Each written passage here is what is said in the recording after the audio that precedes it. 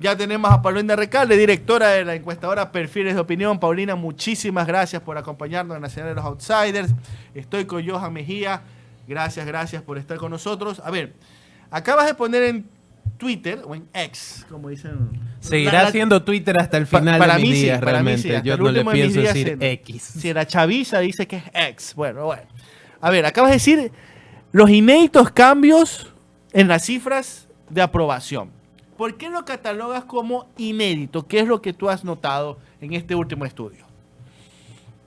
Bueno, hola Omar, hola Johan, a todos y a todas que nos ven. Gracias por la entrevista. Bueno, el tweet, que además, ¿cómo lo llamas ahora? ¿Cuál es el sustantivo? Hola. No sé. Bueno, como dice mi publicación en X, los inéditos cambios en la opinión pública, porque es el conjunto de las cifras de opinión pública los que nos muestran varios cambios. Y uno de ellos, de arranque, me parece que para construir una narrativa que tenga algo de sentido, hay que decir que la población sigue considerando como el principal problema del país a la inseguridad. Esto no ha cambiado, el 68% lo menciona, pero además se suma ya una mención de narcotráfico con el 7%, que es un elemento que antes no estaba pronunciado en una pregunta abierta. Es decir, que el conjunto prácticamente de las menciones tienen que ver con la delincuencia, con la inseguridad y con narcotráfico. Esto lo primero. Lo segundo es que en medio de la profunda crisis que vivimos, yo diría el punto más alto el 9 de enero, la población percibe que hubo momentos muy críticos. De hecho, si es que uno consulta cómo estuvo el barrio en esos días de la crisis de seguridad, por ejemplo, hay casi la mitad que dice que todo estuvo cerrado y esto especialmente en la ciudad de Guayaquil. Pero visto esto, hay un 74% que percibe que el gobierno tiene un plan, ya sea porque la mitad de este 74% siente que este plan lo tenía elaborado desde antes, o el otro porcentaje que lo fue armando en el medio de la crisis, pero este 74% que cree que hubo un plan, aparte de esto, hay un 90% de ellos que siente que este plan está funcionando. Esto para ver más o menos la narrativa.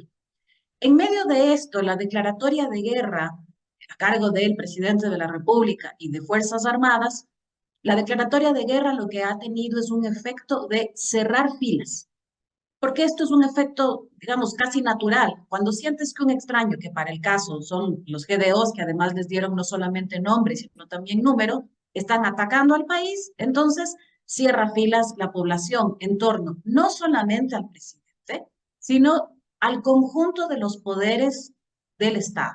Tanto es así que no solamente hay una buena calificación del presidente Noboa, sino que también crece la calificación a la gestión de organismos que nada tienen que ver con la crisis, por ejemplo, el CNE. Crece también la calificación a la gestión de la fiscal, crece la confianza en Fuerzas Armadas, en la policía, pero también en otros, que insisto, que no tienen que ver necesariamente con la crisis. Es del conjunto que es mejor valorado porque cambia este estado de ánimo. ¿Esto significa que adhieren a todo lo que está diciendo el presidente de la República? No, porque, por ejemplo, hay un 64% que no aprueba la intención de subir el IVA. Y hay un 64% que se mantiene con su voluntad y su apoyo a que el crudo de Yasuní se mantenga bajo subsuelo. Esto para hacer una narrativa completa. Después podemos ir mirando uno a uno cómo se movieron todas las cifras, pero me parece que hay que darle esta connotación para que se lea con precisión qué es lo que ha sucedido y qué es lo que está sucediendo en este momento que seguramente va a ser el más alto que vamos a estar viendo en esta ola de cambio de cifras.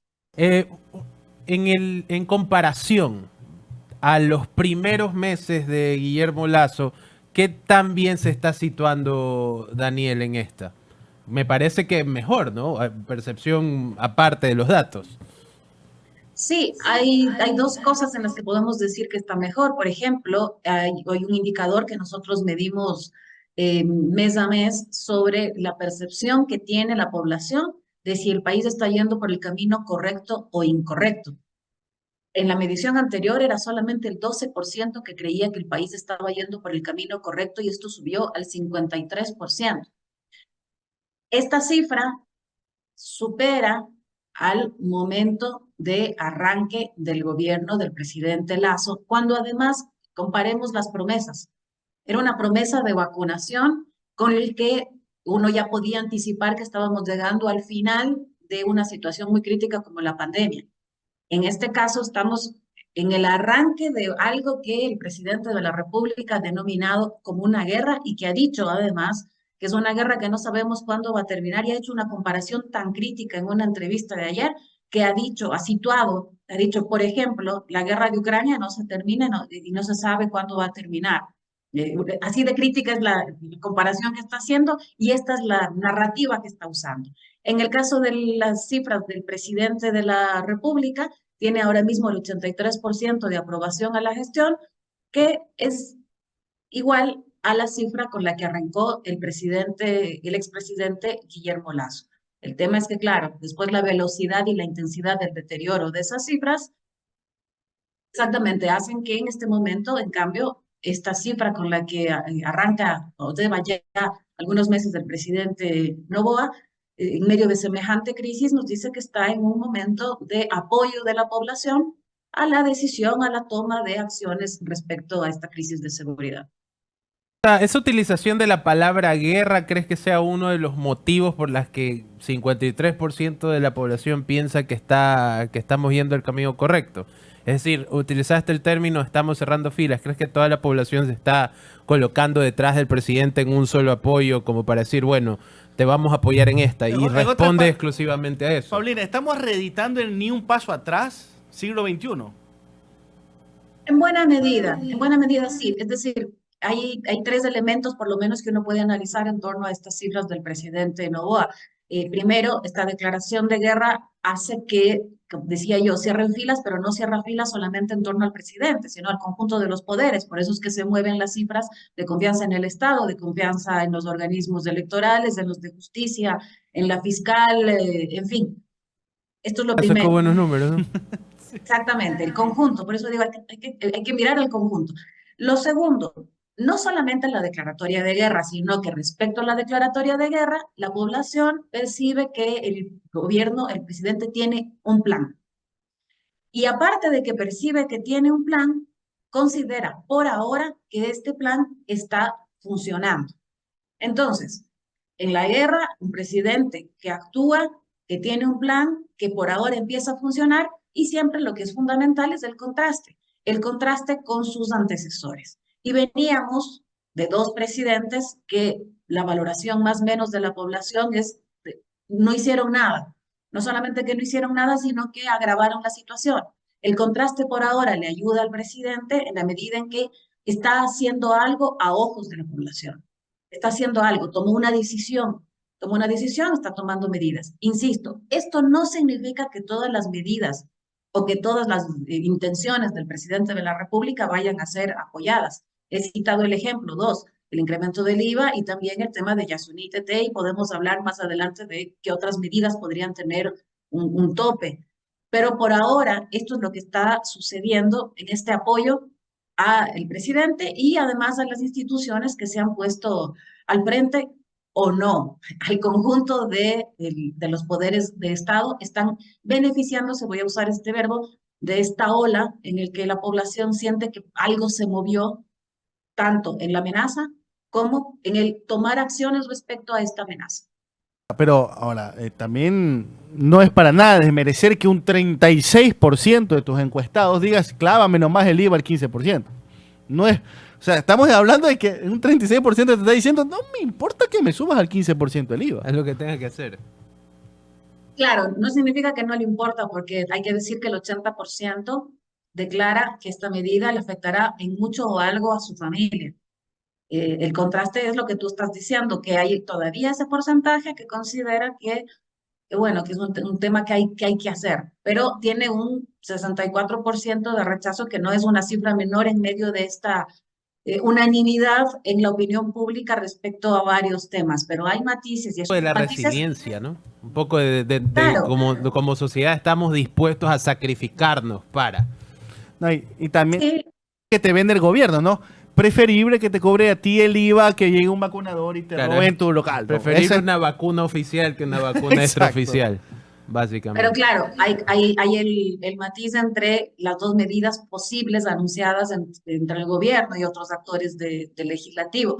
64% está en contra del incremento de IVA, pero el 73% está de acuerdo con que se pague una contribución a las utilidades de la banca.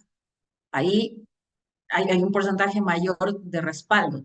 Entonces, este es el momento más alto. Esto no significa que las cifras se van a quedar así, pero ciertamente ha surtido efecto este de llamarlo a esto una guerra y esto de tomar acciones y tener una narrativa, yo diría, semana a semana, de querer mostrar a la población que se está tomando acciones fuertes, porque nos están mostrando semana a semana captura, recaptura, entrada a un centro penitenciario, medidas que en algunos casos no tienen todavía el sustento y el soporte para hablar, por ejemplo, de esta declaración de ayer, me parece, de decir que todos los detenidos o los privados de libertad extranjeros tendrán que salir. Esto, aparte del carácter humanitario de la medida, seguramente va a tener topes por las relaciones bilaterales con los países, en fin. Pero quiero decir esto como ejemplo de que cada semana se está mostrando, diciendo, anunciando que se sigue haciendo cosas en el marco de esta guerra que, como la ha nombrado el gobierno. Le va a convenir entonces a Daniel Noboa mantener este ambiente de guerra, más aún sabiendo que ya estamos en año preelectoral. Claro, va a tener después que moderar algunos elementos, porque evidentemente llevamos un tiempo ya prolongado en toque de queda. La prueba es que ha tenido que tomar la medida de semáforo para que algunos cantones se liberen y otros tengamos un poquito más de vida. Pero claro, ¿cuánto tiempo va a poder durar? Además de los 60, si va a haber una ampliación de 30, como en algún momento anunció, el que vivamos este encierro y que además todas las actividades se mantengan afectadas. Esto para decir, por ejemplo, que cuando uno consulta qué está afectando o cómo está afectando el toque de queda, hay una serie de actividades que la población considera muy afectadas, empezando por el trabajo, los estudios, en fin. Entonces, tiene estos matices hasta dónde la población va a tolerar estas medidas, pero sobre todo, y esto hay que considerar, ¿qué sucede si es que tenemos otro evento de intensidad que en nuestro país no hay que descartar porque vivimos un periodo ya muy prolongado de eventos cada vez más fuertes, cada vez más graves? Las masacres, que ya son varias, más de 400 asesinados en el sistema carcelario.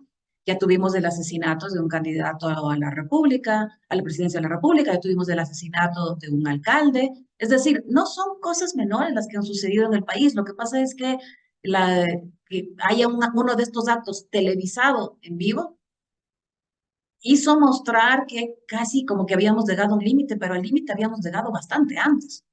Lo de Porque cada evento Esmeraldas, es peor, ¿no? Y cada evento cubría o tapaba el anterior, ¿no? Porque en el camino al asesinato de Villavicencio, como bien mencionabas, estaba lo de Agustín Triago, lo de antes estaba lo de Omar Meléndez, ¿no? Un día antes de la elección, o sea, era cada vez escalando más. Llegamos al punto en el que se televisó un secuestro en vivo de la forma más horrible y parecería que ese es el tope, pero yo siento que seguimos en caída libre. claro, y voy a hacer una comparación que probablemente suene muy dura, muy crítica, pero para hacer evidencia de cuán grave viene siendo ya hace rato la situación en el país. Imaginemos que fuera televisada 24/7 la situación de Esmeraldas. Si es que tuviésemos eso, tendríamos plena conciencia de hace cuánto y hasta qué nivel ha llegado el deterioro de las condiciones de vida y el nivel de violencia. Y seguramente eso habría significado, probablemente eso habría significado que los gobiernos tomen medidas mucho antes o que tomen medidas específicamente en Esmeraldas, que nos siguen contando a diario todo lo que siguen viviendo allí. Me parece que de algún modo, aunque es muy duro lo que estoy diciendo, pero creo que ese es el sentido que quiero transmitir con lo que sucedió con lo de TC versus lo que no ha sucedido con otros eventos de violencia en el país. Paulina, para ir avanzando en las otras figuras que tú analizaste, rapidito, tenemos a Vero Abad, que sale con una cifra de desconocimiento muy elevada. Creo que es la más elevada, 44%, creo que si mal no me equivoco. Es porque la tenemos, bueno, suerte para ella en Israel y no en la Antártida, como la quiso enviar el Dani, ¿no? ¿Qué evaluación sacas de las cifras de Verónica Abad? Bueno, básicamente lo que como tú bien señalas, el desconocimiento, porque 45% no sabe responder a la pregunta sobre cómo califica la gestión y luego solo la quinta parte, en medio de esta ola de apoyo a todos, solo la quinta parte la califica positivamente. Entonces tienes dos puntos en contra, el desconocimiento y la baja calificación que contrasta con el resto de autoridades y de poderes del Estado y contrasta todavía más con la del presidente de la República. Y me parece que este desconocimiento va a hacerse cada vez más pronunciado toda vez que ayer hubo una disposición de que no dé más declaraciones, no dé más entrevistas, entre comillas, para no agravar la situación del país. Bueno, cada Quizás vez hay más razones para marginarla, digamos. aquí Johan decía, capaz le llegó a Vero, le llegó el estudio de perfiles de opinión y dijo, oye, nadie me está Nadie escuchando. me conoce, Nadie es me hora de conoce. hablar. Es hora de salir a hablar Claro. y criticar la consulta popular del Dani, ¿no? Claro, porque es un poco escandaloso, ¿no? La vicepresidenta de la República no sabe, no responde. Yo creí que con Borrero Habíamos así se llamaba tocado el vice, fondo, ¿no? Era, sí. pero no. Sí, bueno, ya la figura vicepresidencial está muy supeditada definitivamente al presidente de la República y la medida en que te asignen más o menos funciones, vas a poder tener mayor o menor exposición, pero sobre todo contenido de gestión. Seguramente es el aprendizaje de lo que ha sucedido con vicepresidentes anteriores en la historia de nuestro país. Pero estas cifras de desconocimiento difícilmente podrían modificarse con este llamado del día de ayer, después de que las declaraciones, además de la vicepresidenta, eran de que el presidente no está cumpliendo con el plan de gobierno, que la consulta popular no va a resolver los problemas y que vaya y la visite en Israel. Es decir, Mal ya lo ni había la dicho en un pugna. medio de afuera, ¿no? Que era un medio Claro, internacional. en un medio, una radio colombiana. Es decir, esto para decir que ni siquiera la pugna le va a permitir elevar el perfil o generar algún tipo de conocimiento porque ya la pugna ha sido silenciada, al menos en declaraciones oficiales del día de ayer. Perfecto. Vamos con Pavel Muñoz. Tú lo habías medido en noviembre, y no sé si lo hiciste en diciembre, pero no lo habías publicado y ahora tenemos cifras en enero. De por medio, el lanzamiento exitoso. Las fiestas de Quito fueron un golazo. Exacto, o sea, general. por lo menos tú nos dirás, Paulina, qué tal estuvo el zapateo en Quito en el mes de diciembre. Por acá se veían súper buenas. Pero de por medio estuvo el exitoso lanzamiento del metro de Quito. Pero no sé si en tus análisis ya rescatas otro punto quizás sobre la administración de Pavel Muñoz, que tiene un positivo del 65.26, un aumento de 10 puntos en comparación a noviembre. Sí, algunas cosas. Sobre la gestión, hay esta curva constante de crecimiento, digamos, 65% de aprobación a la gestión, pero no solamente este indicador, no lo tenemos en pantalla, pero la credibilidad también ha crecido, está en el 54% y el mes pasado estaba en el 49%. Su imagen tenía 59 el mes pasado, en noviembre, perdón, y ahora tiene el 66%. Algunos elementos para explicar. Efectivamente, en diciembre, sobre todo, pudo capitalizar dos elementos que eran importantes para la ciudad. El primero, el por fin puesta en funcionamiento del metro, que es una obra histórica no para Quito solamente, sino para el país, y que significó que además el conjunto de la población del país se volcara a ver esto como una obra. Incluso saludos de los metros de distintos países de América Latina, es decir, una obra relevante. En el marco de esta puesta en funcionamiento sucedió lo que decías, uno podría simplificar con decir las fiestas, pero no son solamente las fiestas, sino que la ciudad volvió a estar en el espacio público durante diciembre. Y después, pasado este momento de poblar la ciudad y de tener un nuevo sistema de transporte, sucede la crisis y la crisis, además del manejo de la crisis, también es bien valorado por la población consultamos directamente cómo evalúa la gestión del alcalde Pavel Muñoz durante la crisis y el 58% la califica positivamente. Entonces, manejo de dos momentos, en términos de gestión y manejo durante la crisis. Esto, añado un tercer elemento, otra vez, el contraste. El contraste es fundamental porque Quito venía de administraciones fallidas con entradas y salidas inclusive. Y hace rato que no podía mostrar estabilidad y que no podía mostrar una continuidad en la gestión. Me parece que esto le ayuda también al alcalde y esto podría explicar con estos tres elementos por qué las cifras de aprobación de la gestión y por qué las cifras buenas también de credibilidad. Pero espérate, porque tiene todavía lo del contencioso electoral, entre guarderas y una señorita que buscan destituirlos. Así que, conociendo cómo es la política interna en Quito, todo puede pasar. ¿Eh? Sí. O sea, como decía Paulina, hemos tenido una sucesión de inestabilidad al interior ¿Cuándo del fue la municipio. última vez que tuvo 2 periodos un alcalde de Quito? No, a ver, 2 Eso periodos también, consecutivos, ajá. tú dices. Eso también es una pregunta seria, porque Buena. Rodas fue uno, Barrera también fue uno. y ahí ¿Qué es aquí? Yunda, no. ni, Yunda, ni un cuarto. uno, un Un cuarto, cuarto, sí. y Básicamente. Guarderas, un guarderas. décimo. Entonces, imagínense. Y por la ventana. A ver, Paulina, y para cerrar, ¿qué pasa con Aquiles Álvarez en la ciudad de Guayaquil?